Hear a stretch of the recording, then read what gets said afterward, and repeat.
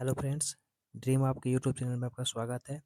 आज हम लोग बात करने वाले हैं केमिस्ट्री के कुछ महत्वपूर्ण प्रश्नों का जो बार-बार प्रतियोगी परीक्षाओं में पूछे जाते हैं। तो चलिए देर न करते हुए स्टार्ट करते हैं और देखते हैं पहला प्रश्न। तो पहला प्रश्न क्या है?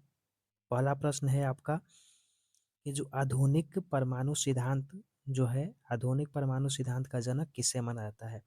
तो देखिए ऑप्शन जो दिया गया है, जे थॉमसन है, रदरफोर्ड है, जॉन डाल्टन है, नील्स बोर है और मेंडलीव है। तो देखिए आधुनिक परमाणु सिद्धांत का जो जनक है वह माना जाता है आपका जॉन डाल्टन को। जॉन डाल्टन हम बात करेंगे तो जॉन डाल्टन जो है ये परमाणु का सिद्धांत का जो मॉडल है उन्होंने प्रस्तुत किया था कब? 1808 ईस्वी में। 1808 ईस्वी में उन्होंने प्रस्तुत किया था परमाणु मॉडल और तब से ही माना जाता है कि जो आधुनिक परमाणु का सिद्धांत है उन्होंने दिया था जॉन डाल्टन साहब ने। चलिए देखते हैं अगले प्रश्न की ओर। अगला प्रश्न जो है वो बोल रहा है कि पेंसिल के लीड बनाने में किस अधातु का प्रयोग किया जाता है?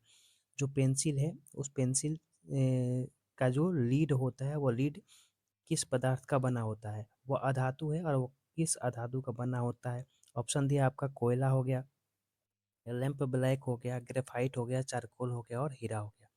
तो देखिए जो आपका ग्रेफाइट होता है, ग्रेफाइट का ही बना होता है आपका।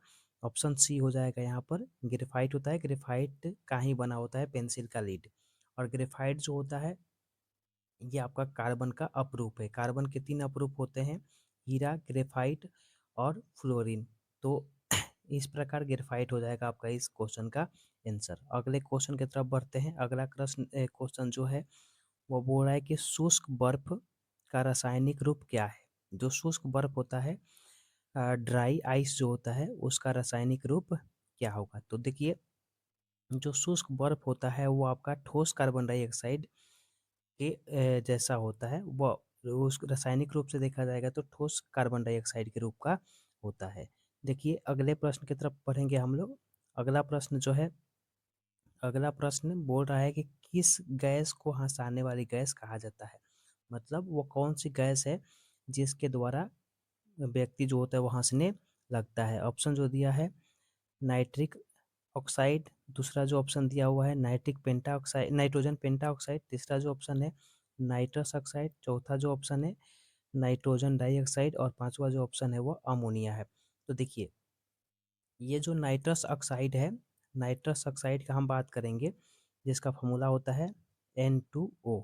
ये जो नाइट्रस ऑक्साइड है, नाइट्रस ऑक्साइड को जैसे ही कोई व्यक्ति सूंघता है तो वह हंसने लगता है। यानी कि यहाँ से ऑप्शन जो हो जाएगा आपका सी हो जाएगा, नाइट्रस ऑक्साइड इसको हंसाने वाली गैस के नाम से जाना जाता है।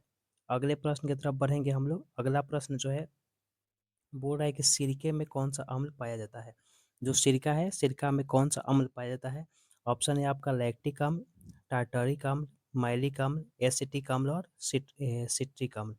तो देखिए यहाँ पर जो एसिटिक अम्ल होगा ये हो जाएगा। एसिटिक अम्ल का हम बात करते हैं तो इसका जो फॉर्मूला होता है वो होता है आपका CH3COOH।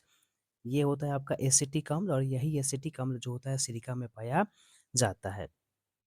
और सिरका का प्रयोग जो होता है वो अचार के संरक्षण के लिए भी किया जाता है। अगले प्रश्न की तरफ बढ़ेंगे हम लोग। अगला प्रश्न जो है वो बोल रहा है आपका कि जो हेवी वाटर होता है, हेवी वाटर का रासायनिक सूत्र क्या होता है? जो भारी जल होगा, भारी जल में आपका ड्यूटेरियम जो होता है वो उपस्थित रहता है। और इस प्रकार आप कह सकते हैं इसका जो सूत्र होता है वो होता है आपका D2O। जो डी है, जैसे कि हम लोग जानते हैं कि जो हाइड्रोजन है, हाइड्रोजन का ही एक अपरूप है आपका ड्यूटेरियम। ट्राइटेरियम, हाइड्रोजन और ड्यूटेरियम, 3 अपरूप होते हैं हाइड्रोजन के। उसी में से एक आपका अपरूप होता है डाइटेरियम और वही आपका सूत्र हो जाएगा भारी जल का D2O। ऑप्शन नंबर सी आपका करेक्ट आंसर हो जाएगा। आगे बढ़ेंगे अगले प्रश्न की तरफ। अगला प्रश्न कर रहा है आधुनिक आवर्त सारणी किस पर आधारित है? यानी कि जो आपका मॉडर्न आवर्त सारणी बनाया गया है वो किसके ऊपर, मतलब किस आधार पर जो है उसका निर्माण किया गया है? ऑप्शन है आपका परमाणु द्रव्यमान के आधार पर, न्यूट्रॉनों की संख्या के आधार पर, तीसरा ऑप्शन है परमाणु क्रमांक के आधार पर, या संयोजकता के आधार पर, या गैस घनत्व के आधार पर। तो देखिए जो भी आपका पुराना आधुनिक आवर्त सारणी था, तो वह जो था आपका द्रव्यमान संख्या पे आधारित था, जिसके कारण वह फेल्योर हो गया। और अभी जो मोसले द्वारा आधुनिक आवर्त सारणी जो बनाया गया है, वो आपका एटॉमिक नंबर के आधार पर बनाया गया है, यानी कि परमाणु क्रमांक के आधार पर बनाया गया है। अगर हम बात करें आधुनिक आवर्त सारणी का, तो आधुनिक आवर्त सारणी में जो है आपका 7 आवर्त होते हैं और 18 जो होते हैं वह वर्ग होते हैं। ठीक है, आगे हम बात करेंगे अगले प्रश्न की तरफ। अगला प्रश्न है कि भविष्य का ईंधन किसे कहा जाता है? तो देखिए, ईंधन प्रतिदिन जो है वो खत्म होते चला जा रहा है, इसलिए वैज्ञानिकों ने आने वाले समय में यानी फ्यूचर में ईंधन के वैकल्पिक रूप में अगर देखा जा रहा है, तो वो है आपका हाइड्रोजन, यानी कि हाइड्रोजन को भविष्य का ईंधन कहा जाता है, यानी कि फ्यूचर में। और इसका एक और ख़ास बात है हाइड्रोजन का, कि हाइड्रोजन को जलाने के बाद जो होता है अपशिष्ट पदार्थ में कोई भी हानिकारक चीज़ नहीं मिलता है इसमें। अपशिष्ट के रूप में जो होता है वो मिलता है आपका जल, जिसका उपयोग भी किया जा सकता है। और इसका क्षमता जो होता है अन्य जो पदार्थ होते हैं उसके तुलना में काफ़ी अधिक होता है, इसलिए भविष्य का ईंधन जो होता है वो हाइड्रोजन को कहा जाता है। आगे हम बात करेंगे यहाँ पर अगले प्रश्न, जो कि 9वां प्रश्न होगा आपका। 9वां प्रश्न कह रहा है कि गंदे पानी को साफ करने के लिए फिटकिरी किस प्रक्रिया का उपयोग करती है? देखिए, जो फिटकिरी होता है, कोई भी अगर गंदा पानी हो गया है तो उसमें फिटकिरी डाला जाता है और फिटकिरी डाल करके उस पानी को शुद्ध किया जाता है। तो देखिए होता क्या है, जैसे हम लोग फिटकिरी को डालते हैं तो फिटकिरी डालने के बाद फिटकिरी में से जो एल्युमिनियम आयन होता है, ठीक है, एल्युमिनियम जो आयन होगा, ये एल्युमिनियम आयन टूट जाता है और टूट करके जो भी उसमें गंदगी होती है, जैसे उसमें मिट्टी कण अन्य जो भी पानी में गंदगी उपस्थित रहता है, वो सभी के सभी क्या होता है, ऋण आवेशित होता है। और ये जैसे आपका एल्युमिनियम आयन धनायन होगा, ये जाता है और जा करके उसको उदासीन कर देता है, और उदासीन करके वह अस्कंदन के रूप में जो होता है वह बाहर निकाल देता है। तो इस प्रकार आप कह सकते हैं कि जो फिटकिरी होता है वो पानी को साफ करने के लिए अस्कंदन जो प्रक्रिया होता है, पहले तो उदासीनीकरण करता है और उसके बाद जो होता है ये अस्कंदन के द्वारा जो है पानी को साफ कर लिया जाता है। आगे बात करेंगे हम लोग अगले प्रश्न, जो 10वां नंबर है आपका, कि सोडा वाटर और शीतल पेय में कौन सी गैस घुली होती है? यानी कि जो सोडा वाटर है और जो शीतल पेयजल है, शीतल पेय जो भी है पेय पदार्थ, उसमें कौन सी गैस जो होती है वो घुली रहती है? तो देखिए, हाई प्रेशर पर जो होता है सोडा वाटर हो गया या शीतल पेय जो कोल्ड ड्रिंक वगैरह होता है, उस सब में जो होता है आपका कार्बन डाइऑक्साइड हाई प्रेशर पर जो होता है उसमें घुलाया जाता है। तो इस प्रकार कह सकते हैं कि जो सोडा वाटर है और जो भी ठंडा होता है, ठंडा में आपका स्प्राइट हो गया, कोल्ड ड्रिंक्स वगैरह जो भी हो, वो सभी के में जो होता है कार्बन डाइऑक्साइड हाई प्रेशर पर जो होता है वह घुलाया जाता है। अगले प्रश्न की तरफ बढ़ेंगे हम लोग। अगला प्रश्न जो है आपका 11 नंबर, बोल रहा है कि हीरा और ग्रेफाइट आपस में क्या है? इसलिए हम लोग क्वेश्चन में देखे थे कि जो आपका हीरा है, ग्रेफाइट है, फुलेरिन है, ये सभी के सभी जो होता है आपका कार्बन के अपरूप होते हैं, यानी कि ये तीनों के तीनों जो है आपका कार्बन के अपरूप है। तो ये हीरा और ग्रेफाइट भी जो होंगे आपस में क्या होंगे, आपके अपरूप होंगे। ठीक है, और ये किसका अपरूप है? तो ये आपका कार्बन के अपरूप है, याद रखना है आपको। अगला जो प्रश्न है, अगला प्रश्न कह रहा है कि लोहे पर जंग लगना किस प्रकार की अभिक्रिया है? तो देखिए, ये भौतिक परिवर्तन तो होगा नहीं, विद्युत अपघटन तो होगा नहीं, अब प्रकाश रासायनिक अभिक्रिया भी नहीं होगा, यहाँ से अपचयन और ऑक्सीकरण। तो देखिए, अपचयन में क्या होता है कि ऑक्सीजन जो होता है बाहर निकलता है, जबकि ऑक्सीकरण में क्या होता है कि ऑक्सीजन संयुक्त होता है। तो जैसे लोहे में जंग लगता है, तो लोहे में जंग तभी लगेगा जब ऑक्सीजन आपका प्रेजेंट रहता है, यानी कि वहाँ पे अपचयन की प्रक्रिया नहीं होती है, वहाँ पे क्या होती है, तो ऑक्सीकरण की प्रक्रिया होती है। क्लियर है? आगे हम बढ़ेंगे अगले प्रश्न की तरफ। अगला प्रश्न जो है आपका 13 नंबर, वो कह रहा है कि वायुमंडल में सबसे प्रचुर मात्रा में पाई जाने वाली गैस कौन सी है? तो देखिए, वायुमंडल की बात हो रही है यहाँ पर, तो वायुमंडल का बात करेंगे तो यहाँ पर नाइट्रोजन गैस जो होती है वह पाई जाती है। थोड़ा सा और जो इसमें दिया हुआ है उसके बारे में भी समझ लेते हैं। अगर हम ऑक्सीजन का नाइट्रोजन का बात करते हैं, तो नाइट्रोजन जो होता है आपका 78% जो होता है पाया जाता है। वही अगर हम बात करते हैं ऑक्सीजन का, तो ये 21% पाया जाता है। वही कार्बन डाइऑक्साइड का बात करते हैं, कार्बन डाइऑक्साइड जो होता है वो 0.03% पाया जाता है। वही आर्गन का बात करते हैं तो आर्गन जो होता है आपका 0.93% पाया जाता है।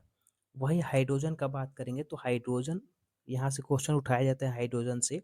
हाइड्रोजन जो होता है वो ब्रह्मांड में सबसे अधिक मात्रा में पाए जाने वाला आपका गैस है। ये भी क्वेश्चन बहुत बार पूछा गया है कि जो ब्रह्मांड है, ब्रह्मांड में सबसे अधिक मात्रा में पाए जाने वाला गैस कौन सी है, तो वो क्या हो जाएगा आपका हाइड्रोजन हो जाएगा। ठीक है, चलिए बढ़ते हैं अगले प्रश्न की तरफ।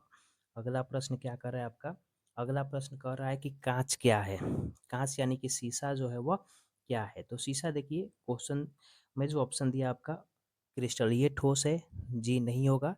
क्रिस्टलीय ठोस में क्या होता है, definite shape and size shape होता है, और ज्योमेट्रिकल जो उसका ज्योमेट्री होता है वो फिक्स होता है, जो कि आपके कांच में ये सारा चीज़ नहीं पाया जाता है। बहुलक का बात करते हैं तो बहुलक तो ये होगा नहीं। कोलाइडल घोल तो घोल तो ये भी नहीं है। धातु के ऑक्साइड भी ये नहीं है।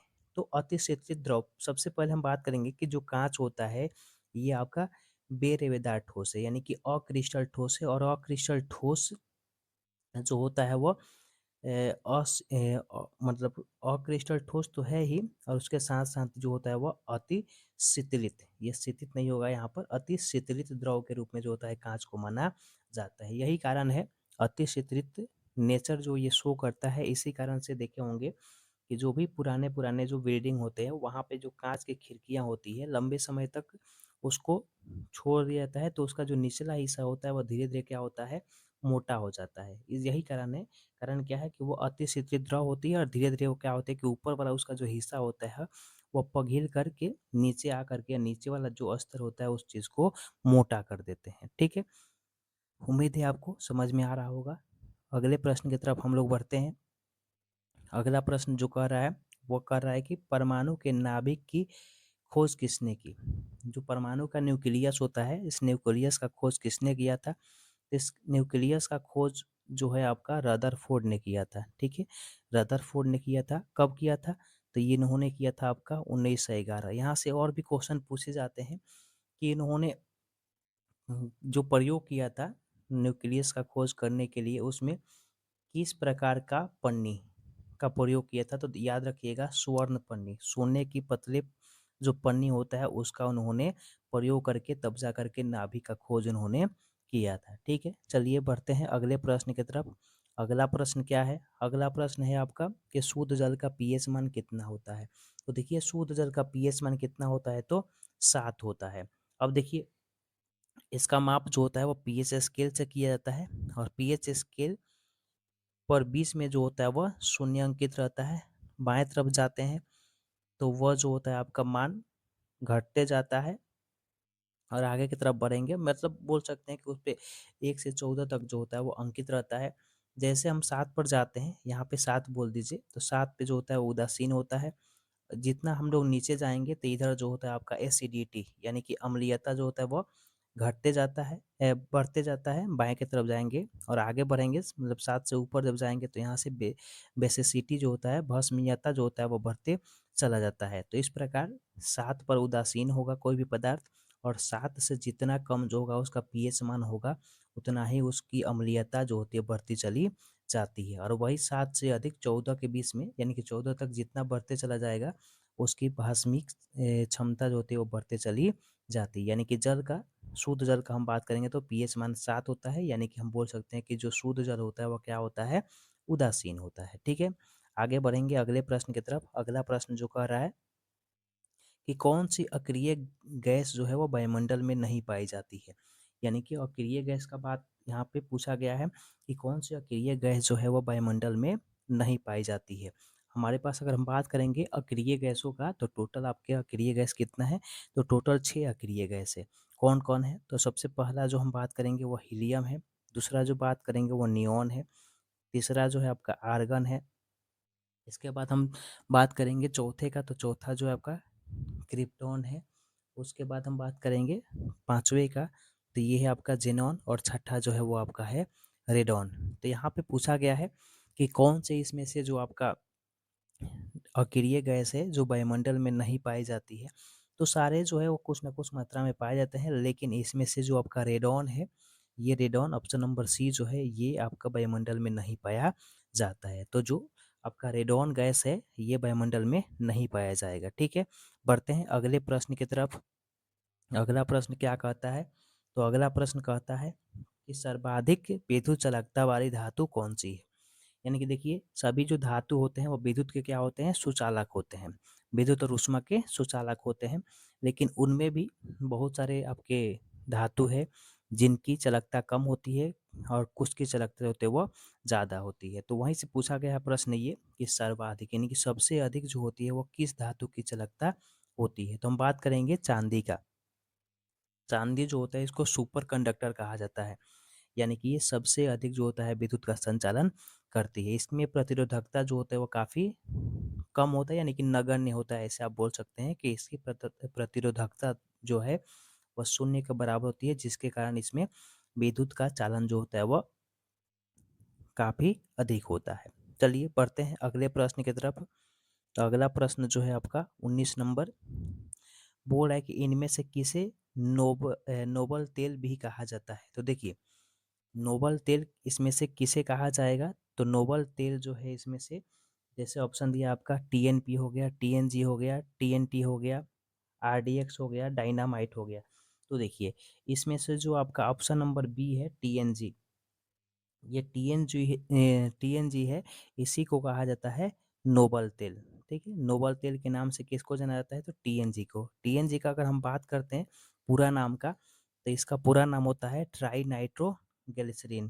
टी फॉर हो जाएगा आपका ट्राई, एन फॉर जो हो जाएगा वो नाइट्रो, और जी से जो होगा वह ग्लिसरीन हो जाएगा। ठीक है, तो ये हम बात करेंगे यहाँ से कि टीएनजी का पूरा नाम जो होगा वह ट्राई नाइट्रो ग्लिसरीन हो जाएगा, और इसी को जो बोला जाता है वह नोबल तेल बोला जाता है। चलिए बढ़ते हैं अगले प्रश्न की तरफ।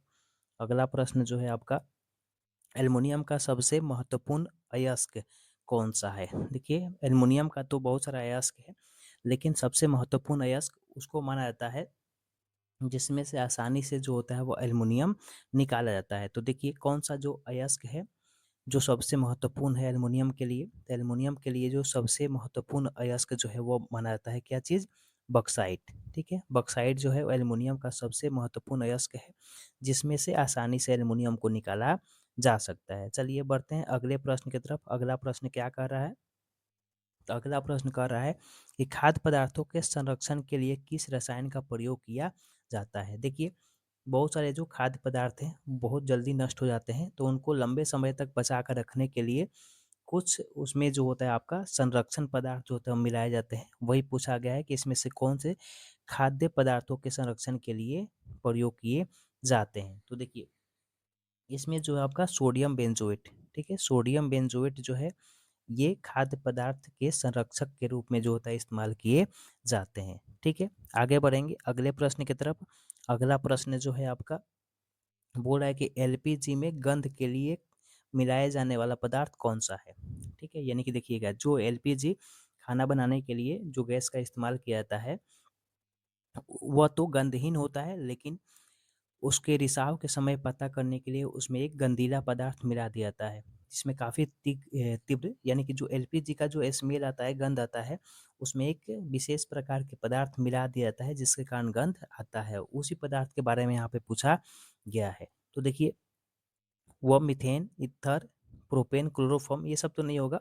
उसमें जो पदार्थ मिलाए जाते हैं वो हो जाएंगे आपके एथिल मरकैप्टन। एथिल मरकैप्टन क्या, अगर हम सूत्र का बात करते हैं तो ये होता है आपका C2H5SH। ठीक है, C2H5SH यही आपका पदार्थ होते हैं जिसको हम लोग एथिल मरकैप्टन बोलते हैं। इस पदार्थ को इसलिए मिलाया जाता है काहे कि अगर कभी भी सिलेंडर में रिसाव होता है तो उसके गंध के द्वारा पता लगाया जा सके। ठीक है, चलिए बढ़ते हैं अगले प्रश्न की तरफ।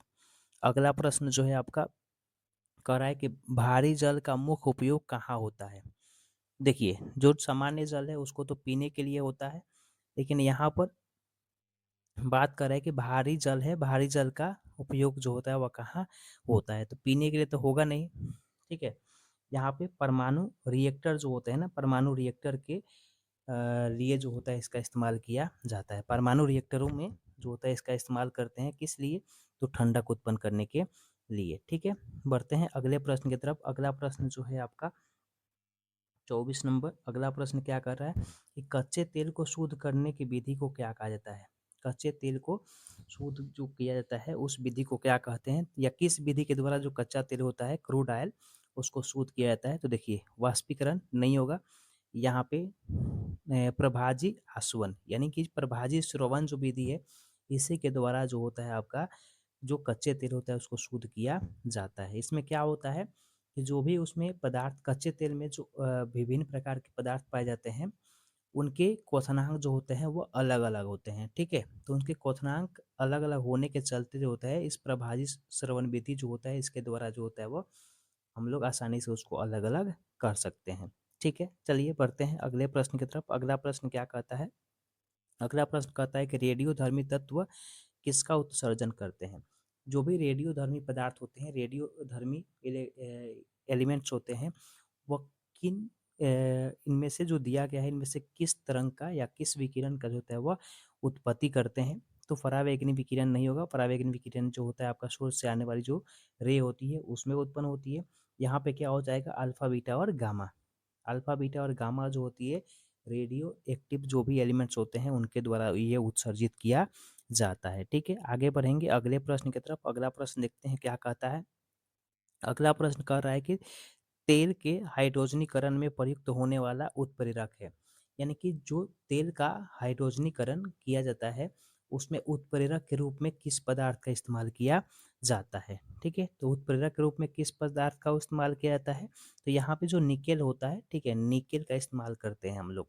जो भी तेल का हाइड्रोजनीकरण किया जाता है तो हाइड्रोजनीकरण करने के लिए यहाँ पे जो उत्प्रेरक होता है वहाँ पे उत्प्रेरक के रूप में निकेल का इस्तेमाल किया जाता है। ठीक है, आगे बढ़ेंगे अगले प्रश्न की तरफ। अगला प्रश्न क्या कहता है?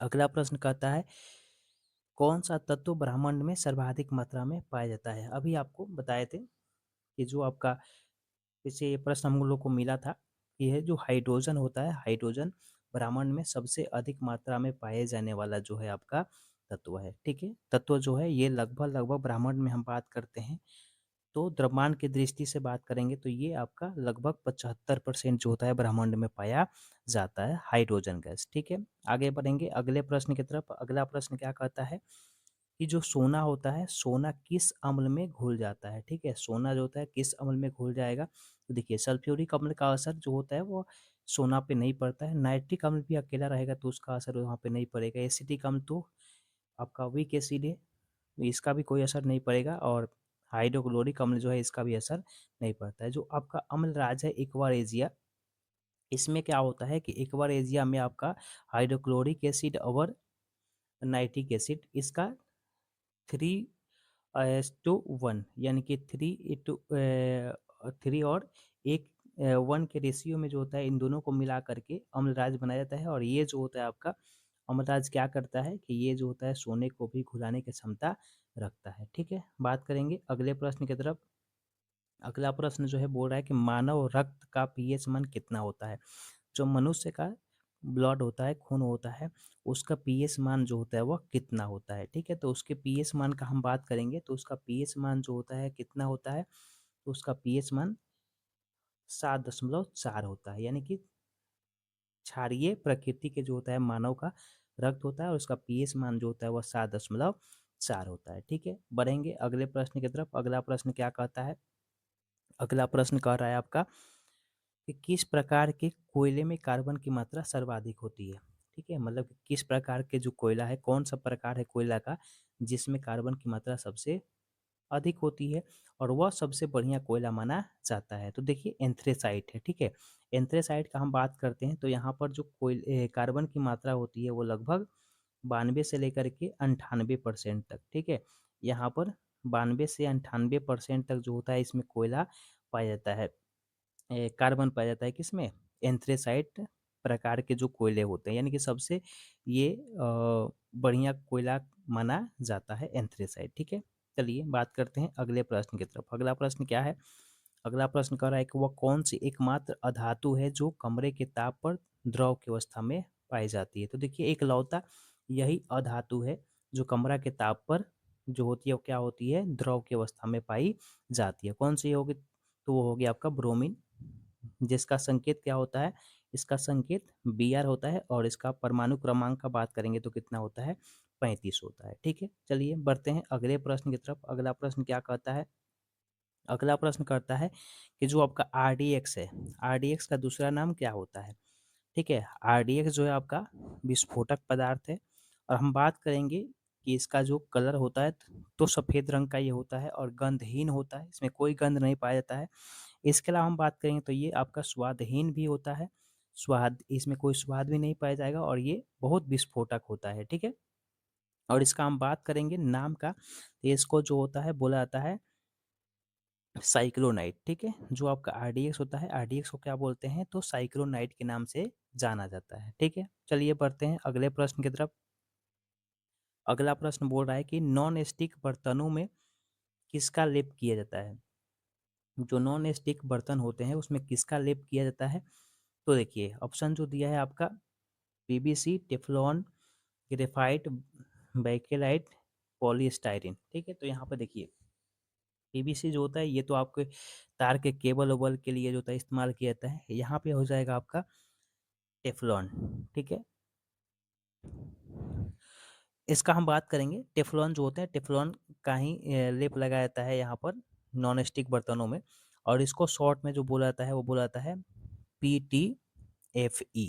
ठीक है, शॉर्ट में क्या बोलते हैं इसको, टेफ्लॉन को PTFE, यानी कि पॉली टेट्राफ्लोरोएथीन। इसका पूरा नाम जो होता है पॉली टेट्राफ्लोरोएथीन, इसी को शॉर्ट में टेफ्लॉन कहा जाता है। ये बहुलक होता है, किसका बहुलक होता है, तो फ्लोरोएथीन का। ठीक है, फ्लोरोएथीन का जो होता है ये बहुलक होता है, टेट्राफ्लोरोएथीन जो होगा टेट्राफ्लोरोएथीन का ये बहुलक होता है। क्लियर है, चलिए बढ़ते हैं अगले प्रश्न की तरफ। अगला प्रश्न क्या कहता है, अगला प्रश्न कहता है कि कार्बन डेटिंग का उपयोग किसकी आयु निर्धारित करने के लिए किया जाता है। देखिए कार्बन डेटिंग जो है, कार्बन डेटिंग के द्वारा जो होता है आपके जो भी जीवाश्म होते हैं, ठीक है, जीवाश्मों का जो एज होता है वह निर्धारित किया जाता है और इसके द्वारा लगभग 60,000 वर्ष, इसके द्वारा लगभग हम बात करेंगे 60,000 वर्ष पूर्व में तक के जो भी जीवाश्म होते हैं उनके उम्र का पता लगाया जा सकता है कार्बन डेटिंग के द्वारा। ठीक है, चलिए बढ़ते हैं अगले प्रश्न की तरफ। अगला प्रश्न क्या कहता है, तो अगला प्रश्न कहता है कि गन पाउडर किसका मिश्रण होता है। जो गन पाउडर होता है वो गन पाउडर किसका मिश्रण होता है। ठीक है, तो गन पाउडर जो होता है आपका हम बात करेंगे, इसमें गन पाउडर में आपका सोडा रहता है, सल्फर रहता है और चारकोल रहता है। ठीक है, यानी कि सोडा, गंधक और चारकोल, ये तीनों का मिश्रण जो होता है वो आपका गन पाउडर कहलाता है। ठीक है, चलिए बढ़ते हैं अगले प्रश्न की तरफ। अगला प्रश्न क्या कहता है, अगला प्रश्न कहता है आपका कि रसोई में उपयोग होने वाले टेफ्लॉन बर्तनों की विशेषता क्या है। अभी देखे थे हम लोग, जो टेफ्लॉन होता है उसको क्या बोलते हैं, तो उसको PTFE बोलते हैं और इसका विशेषता क्या होता है, इसका विशेषता जो होता है ये इसमें मतलब ऊष्मारोधी भी होता है, ये ऊष्मारोधी होगा, इसमें ऊष्मा का कोई प्रभाव नहीं पड़ता है। जबकि यहाँ पे ऑप्शन क्या दिया है कि ये अत्यधिक उष्मीय होता है, ये गलत है, ये ऊष्मारोधी होता है, जंग नहीं पकड़ते हैं। हालांकि यहाँ पे रसोई में जंग का कोई लेना देना नहीं है, तो यहाँ पे जंग के लिए इसका इस्तेमाल नहीं करते हैं। ये पारदर्शी होते हैं तो पारदर्शी नहीं होते हैं और लोहा के नहीं बने होंगे, क्योंकि वो लोहा के अगर बनाए जाते हैं तो हाथ उथ जल जाएगा। तो हाथ में देखे होंगे ना जो हैंडल वगैरह होता है रसोई में, या कढ़ाई वढ़ाई जो होता है उसमें जो लगा हुआ रहता है, वहाँ पर ब्लैक ब्लैक करके जो प्लास्टिक टाइप का लगा रहता है उसी को बोलते हैं हम लोग टेफ्लॉन। ये जो होता है चिपचिपाहट रहित होता है, यानी कि चिपचिपा पदार्थ जो होगा उससे बचाने के लिए इसका इस्तेमाल किया जा सकता है। हालांकि इसका मुख्य उपयोग यही है कि हाथ जलने से बचाने के लिए, ऊष्मा को रोकने के लिए होता है, इसका इस्तेमाल किया जाता है। लेकिन यहाँ पे जो ऑप्शन दिया है, ऑप्शन के हिसाब से क्या होगा, तो वे चिपचिपाहट रहित होते हैं। ठीक है, चलिए बढ़ते हैं अगले प्रश्न की तरफ। अगला प्रश्न क्या कहता है, अगला प्रश्न कहता है कि सफेद स्वर्ण यानी कि श्वेत सोना किसे कहा जाता है। व्हाइट गोल्ड जो होता है, व्हाइट गोल्ड के नाम से किसे जाना जाता है। तो देखिए सोना जो होता है वास्तव में क्या होता है, पीला होता है, लेकिन प्लेटिनम जो होता है वो सोना से भी महंगा होता है, इसलिए इसको बोलते हैं हम लोग श्वेत गोल्ड, श्वेत स्वर्ण के नाम से जाना जाता है किसको, प्लेटिनम को। ठीक है, चलिए बढ़ते हैं अगले प्रश्न की तरफ। अगला प्रश्न क्या कहता है? अगला प्रश्न कहता है कि जो संचायक बैटरी होता है, ठीक है, स्टोरेज जो सेल होता है, स्टोरेज जो बैटरी होता है, उसमें किस अम्ल का प्रयोग किया जाता है? तो जो भी आपका संचायक बैटरी होता है, संचायक बैटरी में हम बात करेंगे किसका, तो उसमें जो होता है आपका सल्फ्यूरिक अम्ल का। ठीक है, उसमें सल्फ्यूरिक अम्ल का इस्तेमाल किया जाता है। ठीक है, चलिए बढ़ते हैं अगले प्रश्न की तरफ। अगला प्रश्न क्या कहता है?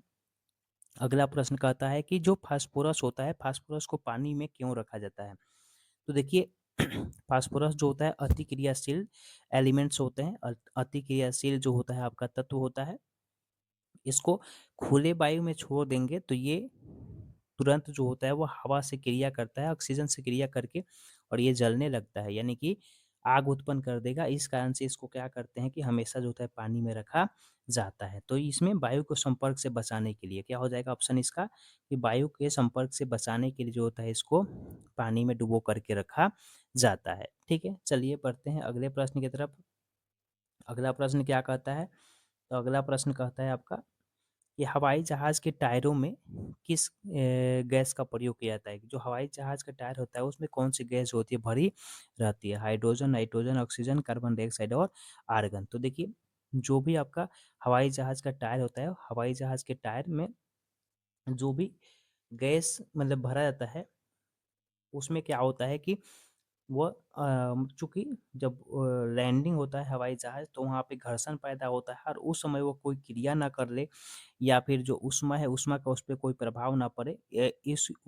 इसको ध्यान में रखते हुए उसमें नाइट्रोजन गैस जो होता है, नाइट्रोजन गैस को भरा जाता है। चूँकि ये क्रिया नहीं करता है वहाँ पर, और क्रिया ना करने के साथ-साथ क्वेश्चन ये भी होता है कि नाइट्रोजन गैस को क्यों भरा जाता है? तो वहाँ पे ये अक्रिय गैस के रूप में जो होता है वो काम करता है, और ऊष्मा का इसके ऊपर खास प्रभाव नहीं पड़ता है। ठीक है, चलिए बढ़ते हैं अगले प्रश्न की तरफ। अगला प्रश्न क्या कहता है कि जो हाइपो रासायनिक नाम हाइपो का रासायनिक नाम क्या है जिसका उपयोग फोटोग्राफी में किया जाता है? यानी कि जो हाइपो होता है, हाइपो पदार्थ का प्रयोग जो होता है क्या होता है, फोटोग्राफी में किया जाता है। ठीक है, फोटोग्राफी में फिक्सर के लिए होता है ना, अस्थायीकरण के लिए जो होता है इसका इस्तेमाल किया जाता है हाइपो का, और इसका जो नाम होता है वह होता है सोडियम थायोसल्फेट। जो हाइपो का फोटोग्राफी में इस्तेमाल करते हैं इसका नाम क्या होता है, सोडियम थायोसल्फेट। ठीक है, चलिए बढ़ते हैं अगले प्रश्न की तरफ। अगला प्रश्न क्या कहता है? तो अगला प्रश्न जो है आपका बोलता है कि सीमेंट के जमने की दर को धीमा करने के लिए उसमें क्या मिलाया जाता है? यानी कि सीमेंट धीरे धीरे जमे, जितना धीरे धीरे जमेगा क्या होगा कि उसमें जो होता है उतना ही वो मजबूत होते चला जाएगा। तो इसलिए सीमेंट जल्दी से न जमे, धीरे धीरे जमे, इसके लिए उसमें क्या मिलाया जाता है? तो इसके लिए उसमें क्या मिला दिया जाता है?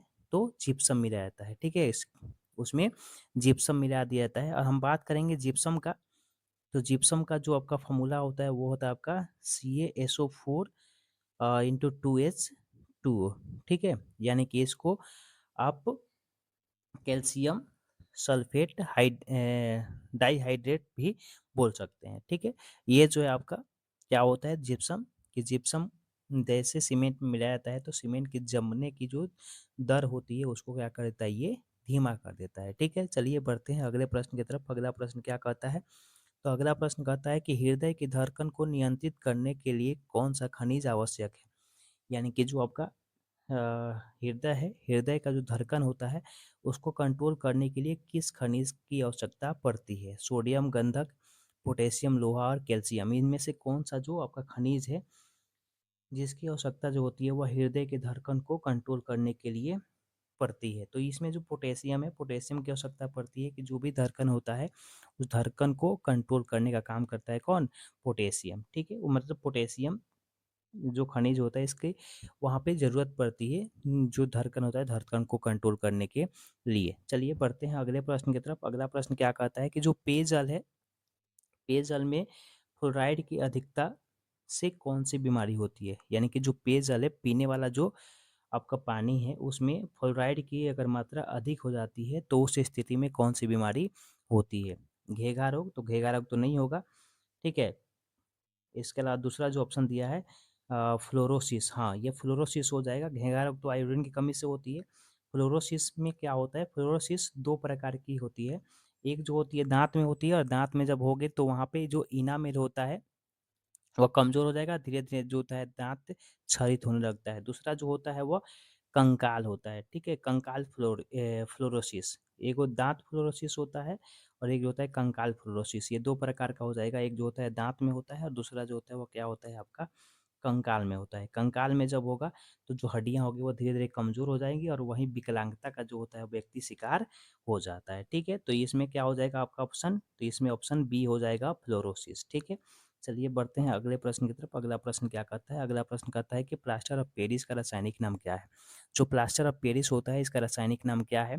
तो प्लास्टर ऑफ पेरिस का रासायनिक नाम जो होता है वो कैल्शियम सल्फेट हेमीहाइड्रेट, ठीक है? अगर हम बात करते हैं इसके सूत्र का, तो इसका सूत्र होता है CaSO4 और हाफ H2O, ठीक है? यानी कि इसका रासायनिक नाम क्या हो जाएगा? Calcium sulphate hemihydrate. और इसका रासायनिक सूत्र का बात करते हैं तो CaSO4 और हाफ H2O, ठीक है? चलिए बढ़ते हैं अगले प्रश्न की तरफ। अगला प्रश्न क्या कहता है? अगला प्रश्न कहता है कि गोताखोरों द्वारा सांस लेने के लिए ऑक्सीजन में कौन सी गैस मिलाई जाती है? देखिए जो भी गोताखोर होते हैं वह सिलेंडर लेकर के जाते हैं समुद्रों में, तो ऑक्सीजन के साथ-साथ उसमें कुछ अन्य पदार्थ अन्य प्रकार की अक्रिय गैस जो होती है वो मिलाई जाती है, जिसके चलते उन लोग को साँस लेने के लिए लंबे समय तक जो होता है वह ये गैस मौजूद रहती है, ठीक है? तो वह नाइट्रोजन नहीं होगा, वो क्या हो जाएगा आपका हीलियम, ठीक है? हीलियम गैस जो होता है ऑक्सीजन के साथ मिला करके वो लोग सिलेंडर में भर करके जाते हैं तैरने के लिए, ठीक है? चलिए बात करते हैं अगले प्रश्न की तरफ। अगला प्रश्न क्या कहता है? अगला प्रश्न कहता है कि विद्युत बल्ब के अंदर कौन सी गैस भरी होती है? जो आपका विद्युत बल्ब होता है, विद्युत बल्ब के अंदर कौन सी गैस भरी होती है? तो जो विद्युत बल्ब होगा, विद्युत बल्ब के अंदर हम बात करेंगे तो आर्गन गैस जो होती है वो भरी होती है, ठीक है? आर्गन गैस वहाँ पे भरी रहती है और ये जो होती है क्या होती है आपका निष्क्रिय गैस होती है, ठीक है? चलिए बात करते हैं हम अगले प्रश्न का। अगला प्रश्न क्या कहता है? अगला प्रश्न कहता है कि सूर्य में ऊर्जा का मुख्य स्रोत क्या है? जो सूर्य है, सूर्य में ऊर्जा का मुख्य स्रोत क्या है? जो सूर्य है, सूर्य में ऊर्जा का मुख्य स्रोत क्या है? तो देखिए, नाभिकीय विखंडन नहीं होता है वहाँ पर, रेडियोधर्मिता का तो कोई मतलब ही नहीं बनता है वहाँ पर। वहाँ पे क्या है? नाभिकीय संलयन। नाभिकीय संलयन के कारण जो होता है वो सूर्य में ऊर्जा का मुख्य स्रोत माना जाता है, ठीक है? चलिए बढ़ते हैं अगले प्रश्न की तरफ। अगला प्रश्न क्या कहता है? अगला प्रश्न कहता है कि जो अमलगम है, अमलगम कहलाने वाले मिश्र धातु में मुख्य घटक क्या होता है? तो देखिए अमलगम जो होता है कहीं पर भी बोला जाएगा तो वहाँ पर मरकरी, ठीक है? जैसे बोल दिया जिंक अमलगम तो वहाँ पे आपका मरकरी रहेगा और उसके साथ जो होगा आपका जिंक रहेगा, ठीक है? तो अमलगम में जो मुख्य घटक होते हैं, सबसे मुख्य घटक जो होता है वो मरकरी को माना जाता है, यानी कि मरकरी आपका यहाँ से आंसर हो जाएगा, ठीक है? चलिए बढ़ते हैं अगले प्रश्न की तरफ। अगला प्रश्न क्या कहता है? तो अगला प्रश्न कहता है कि किस गैस को मार्स गैस के नाम से जाना जाता है? कौन सी गैस है जिसको मार्स गैस के नाम से जाना जाता है? तो ये हो जाएगा आपका मीथेन। मीथेन का अगर हम सूत्र का बात करते हैं तो ये जो होता है आपका CH4 होता है और ये एल्केन समूह का पहला सदस्य माना जाता है, ठीक है? तो मार्स गैस किसे कहा जाएगा? तो मार्स गैस जो होता है मीथेन को कहा जाता है, ठीक है? चलिए, तो यहाँ से हम लोग का टोटल 50 प्रश्न जो है वह कंप्लीट हो गया। अगर आपको वीडियो अच्छा लगा होगा तो अपने दोस्तों के साथ शेयर करिए और चैनल को सब्सक्राइब करिए। हमारे साथ टेलीग्राम चैनल पे भी जुड़ सकते हैं जहाँ पे सारे नोट्स आपको बिल्कुल फ्री मिलेंगे। हमारे साथ व्हाट्सअप चैनल पे भी जुड़ सकते हैं जहाँ पे पर डे आपको कुछ अपडेट और वहाँ पे भी PDF प्रोवाइड करा देते हैं। हमको फेसबुक पर भी फॉलो कर सकते हैं और इंस्टाग्राम पर भी फॉलो कर सकते हैं। तो कैसा लगा वीडियो आप लोग ज़रूर बताइएगा कमेंट में। तब तक के लिए धन्यवाद।